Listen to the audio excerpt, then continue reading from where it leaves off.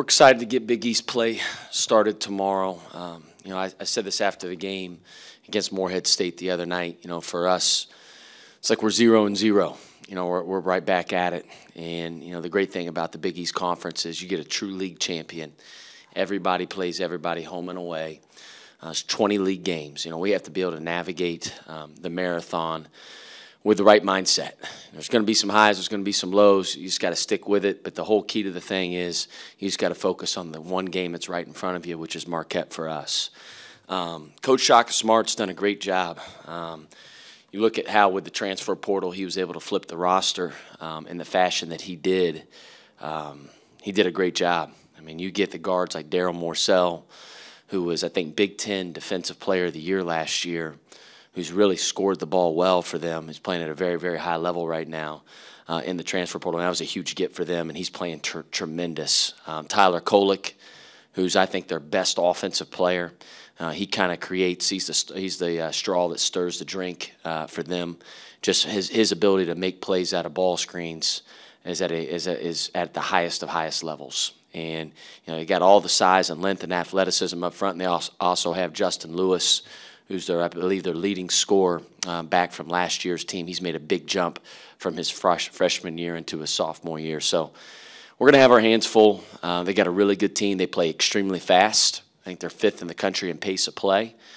They're going to press. They're going to go 1-2-2 press, one diamond press. They're going to be disruptive in the half court, so we got to do a great job of taking care of the ball and setting our defense at the other end. And then we got to get the ball to the paint. We got to use their aggressiveness against them, post it, drive it, and get on the offensive glass. But we're looking forward to getting Big East play started. Does Marquette's pressure and the way that they attack you defensively, have you seen anything similar to that so far this year? Yeah, I think Oklahoma State, I think theirs may have been even a little bit more than Marquette. But it's going to be like you think of the UCs, you think of the Oklahoma State. So we've played a couple teams that are going to be high ball pressure, deny, make things tough, press you, try to get it up tempo and try to turn you over. So we've seen a couple opponents like that. And then you mentioned Justin Lewis and Daryl Morsell, and the offense really seems to kind of revolve around them. I know Tyler Kolick is kind of the guy that sets the table, but how do they go about getting those two guys involved the way that they like?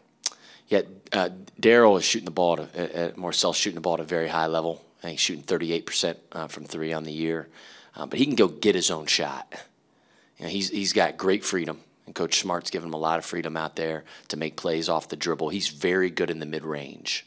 He's got good size. He's 6'5". I've never coached against him, but from watching on film, never seen him in person. But, man, he looks like he has great size. He can just rise up over the top of you and make tough shots. He can finish at the rim. He's banging in threes. He does a little bit of everything. And then Justin Lewis is a matchup problem. He's probably, I'm going to give him 6'8", but his wingspan, remember him from last year, he's got long arms. He's got huge hands, and he's got a great touch. He's continued to diversify his game. They got him, rebounding and pushing the ball. That's where his skill set's at right now. So he's a really high-level player. It's going to take, obviously, a team effort to defend both those guys.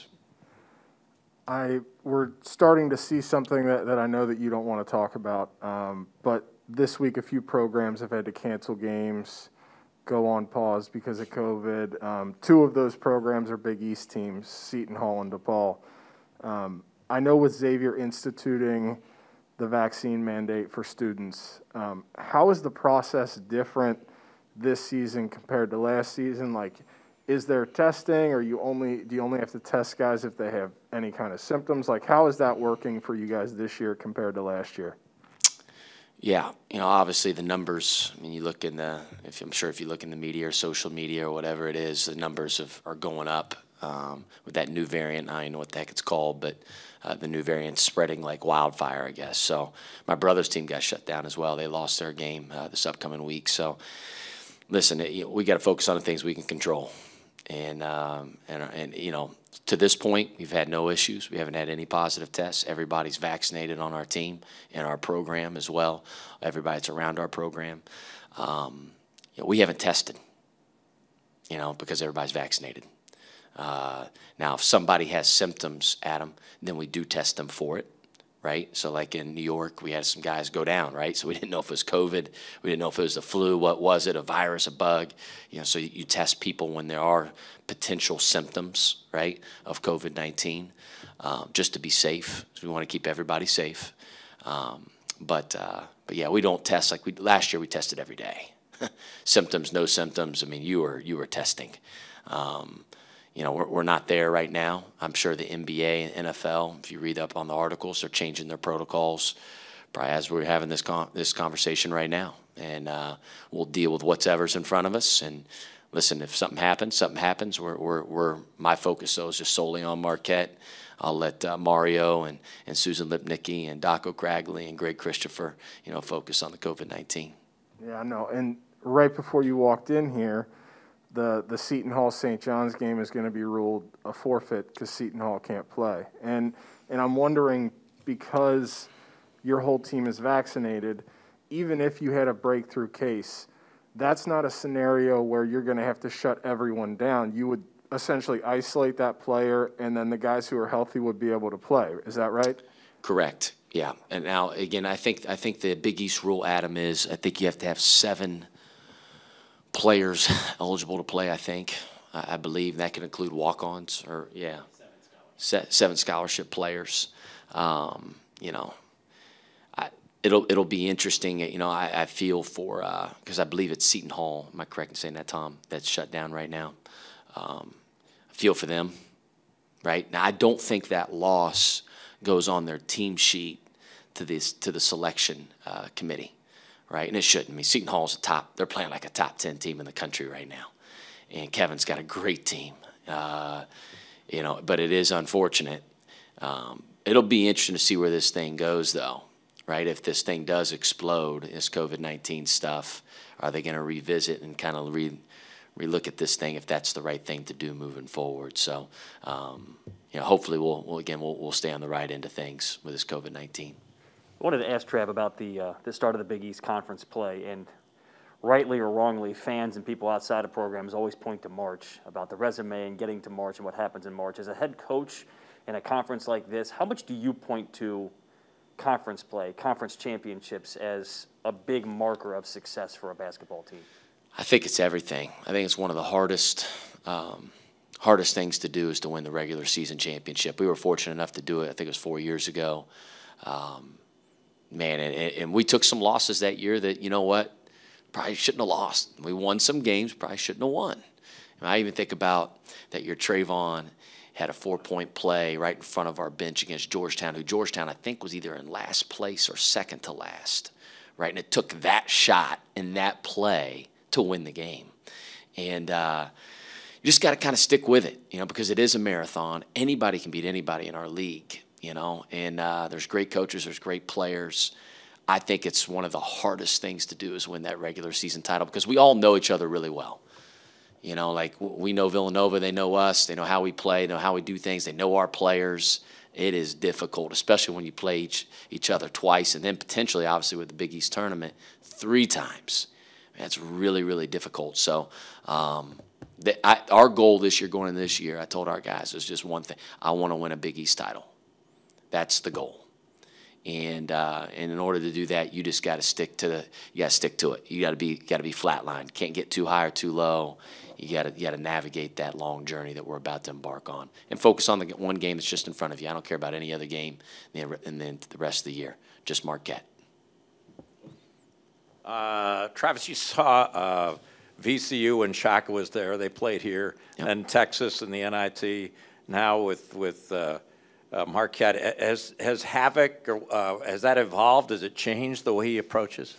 Yeah, you know, I thought, you know, when he did it at VCU, man, they played so dang hard. They beat us here that year. I'll never forget we had a million turnovers in the second half. I believe we got up at half, and then they got us in the second half.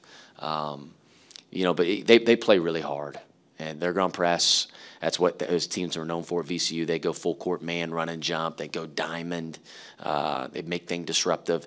And then at Texas, when we played them, at least in that NIT game, and they tried to use their athleticism, maybe not quite as much as they did at VCU, to be honest. but it was still, you know, high ball pressure. They're going to press you. And I think he's back to doing it, you know, at Marquette. And he's got those guys believing in it. They're playing really hard. They're going to create a lot of their offense off of their defense. He's doing a great job. Greg Elliott looks like he's back in harness now. I mean, he had a big number, I think, against UCLA. That adds an extra problem defensively. Yeah, he shot the ball really well last year as well. You know, he shot over 40% from three. He's our best shooter on their team, and I don't think it's really close. He provides a lot of space out on the floor for guys like Morsell, Justin Lewis, Kolick, all the talent that they have. I think he adds a different dimension to their team. You made I think it was a John Wooden quote. You want to play fast, but you can't be in a hurry. How do you do that against havoc, against a style like this? How can you? Yeah, you gotta control the tempo. It's funny, man. I watched UCLA. You know, Mick's obviously out there, and they just that was Marquette's last game, and I thought UCLA really controlled the tempo of the game. I thought they really controlled it, and he's got a great team. They got a really good team, but they did a good job dictating the pace of the game. I think you got to pick and choose your spots, Andy. Like there's times where you got to attack the press. You got to make them pay the price for pressing, but at the same time you got to play at your own speed, right? They're trying to get you sped up. They're the 5th fastest team in all college basketball with their pace of play. We have to have a great understanding. Listen, if we can get an open layup or a wide open three, we will take it. Otherwise, we're going to work that ball, and we're going to play inside, outside. We got to get to the free throw line. That's who we are, and that's where we've had success. And when we've gotten rid of the quick jump shots, I think we've been pretty dang good on offense and taking care of the ball, obviously. Looked like Deontay and Cesar have overcome the flu, and they were back with the team today.